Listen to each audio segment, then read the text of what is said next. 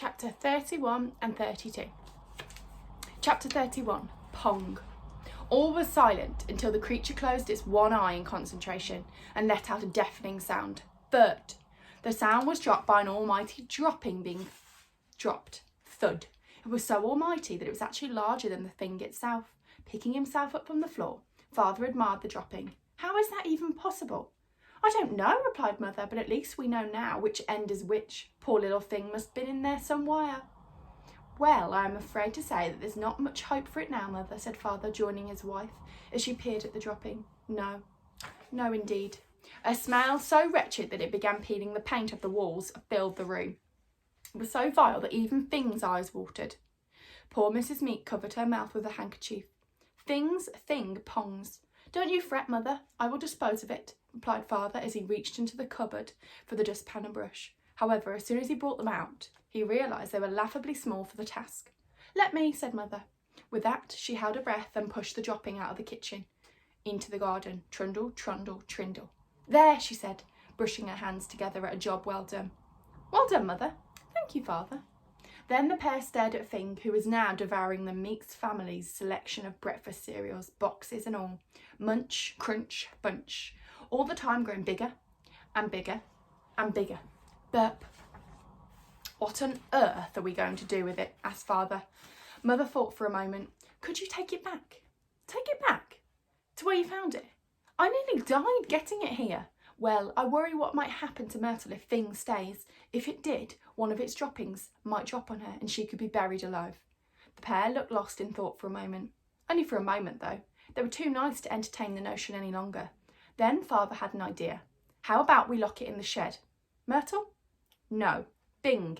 Yes, of course, I knew that. I think it's a splendid idea, Father. Thank you kindly, Mother. Grrr, growled Fing. Its one eye narrowed. The creature didn't like the idea one bit. So, as fast as it could, it bounced out of the kitchen into the hallway. Oh no, said Father. It's on the move. Chapter 32, Fizzling Fur. As their daughter carried on happily watching cartoons in the living room, Mr. and Mrs. Meek chased Fing all over the house. It bounced up the stairs, boink, boink, boink, knocking the pictures off the wall. Grrr. It bounded into the bedroom and bounced up and down on the bed. Boink, boink, boink. The bed broke in two. Crunch. Grrr. Please, Fing, no, cried Mr. and Mrs. Meek. Try as they might, they just couldn't stop it. Next, it bounced into the bathroom and bounced up and down the loo. Boink, boink, boink. It shattered the bowl. Crack, crunch, crink. No. Loo water, splurging everywhere. Splatter.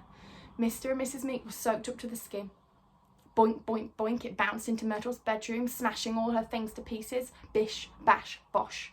Remote control hedge smashed. Nelson's collar made out of sultanas broken. Solid gold hamster wheel ruined. Giant inflated walnut burst. Wombat juicer destroyed. Fing, stop. We beseech you, shouted Mother. Having nothing left to destroy at the top floor, Fing bounced back downstairs. Boink, boink, boink. Going at quite a speed, Fing bashed into the living room. Thunk, smashing it to pieces. Crunch. Then it bounced over Myrtle, who was spread out on the sofa. Boink, oi, before coming to a halt as it smashed the television screen. Crash, fizzle, the television exploded. Kaboom! Wah! Screamed the girl. Now I can't watch my cartoon. As her parents dashed into the living room, a singed Fing plopped out of the television.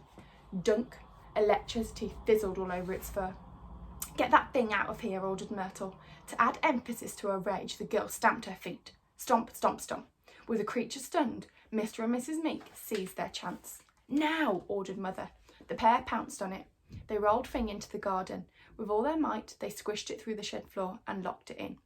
Together, they held their hands and skipped back into the house. Little did they know what horror was in store for them during the night.